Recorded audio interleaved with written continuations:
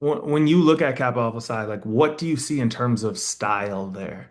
Like what is the image of Kappa Alpha Psi to you? What attracts you there? Why is it powerful? I mean, the image of it for me is obviously tied very closely to my first experience of it, which is late '90s, on the campus of Florida A&M.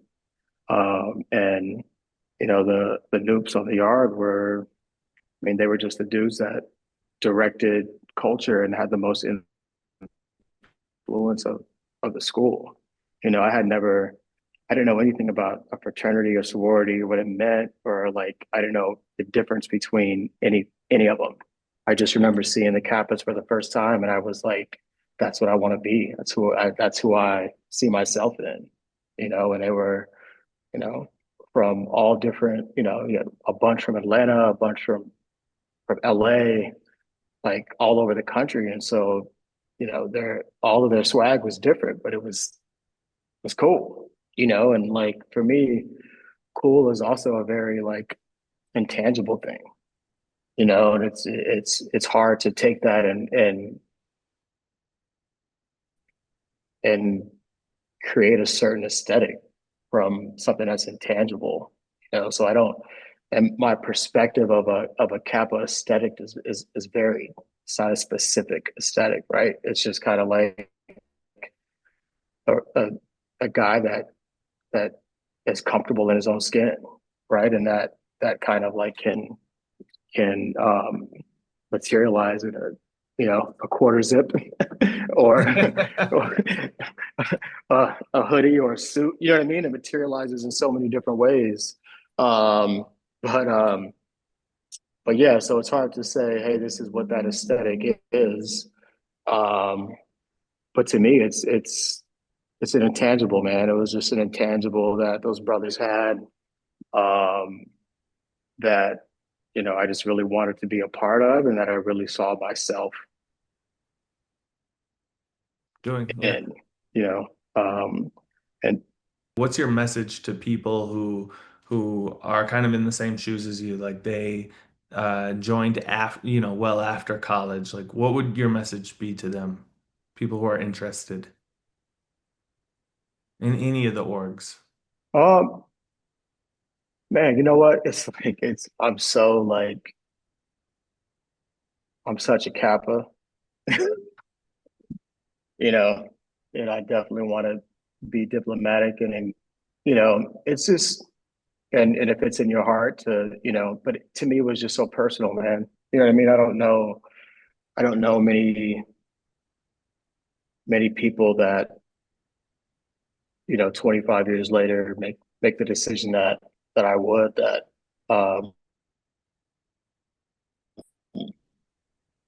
to finish something that isn't necessarily going to extend you professionally, right? Because like I don't, my intention of finishing was to, hey, I want to achieve in other areas of life. I want to be a better husband. I want to be a better brother. I want to be a better father. I want to be a better friend. You know what I mean? There's so many, Cap Alpha Psi is about achieving in every walks, every human endeavor. And there's so many other human endeavors beyond what we do professionally.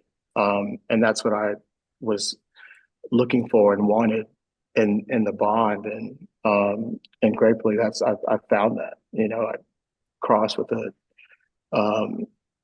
group of 10 men that, obviously through the process, we grew to love each other dearly. The chapter that I'm a part of, Valley Noops, is, you know,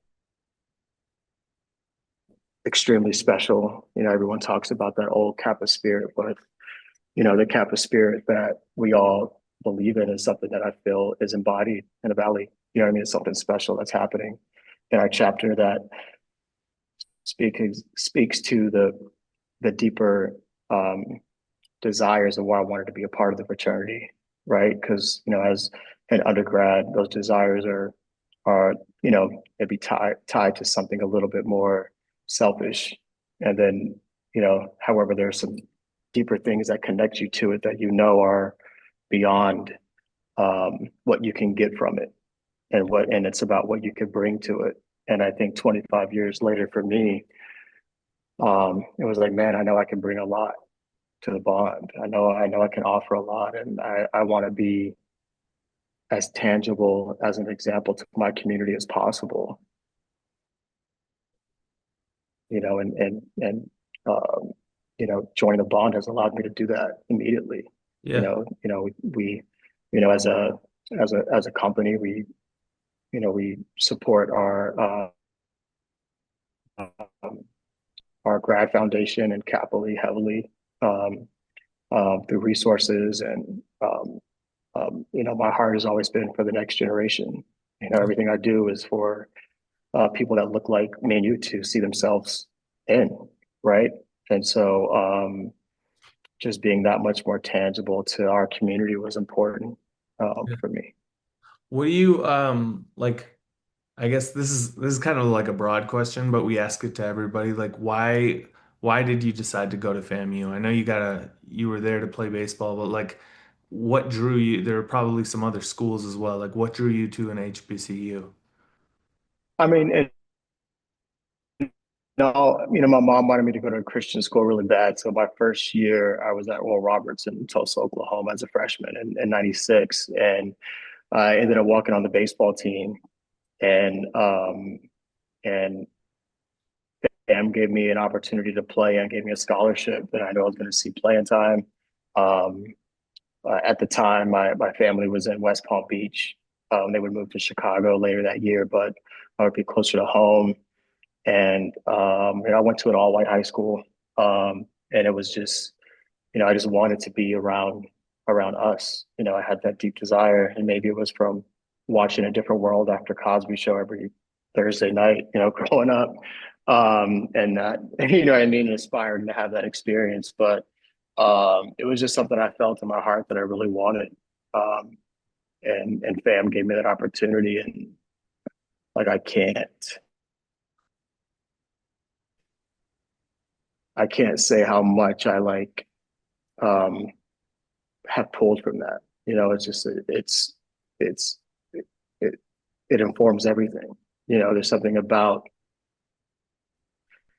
everything you feel from homecoming to all the emotions of those 4 to 5 years that like you're measuring what you do by like does it feel like that felt? You know what I mean? Yeah. Because those what you feel during that time is so heightened, um, where you have a different bar of I guess success and what you're measuring things by.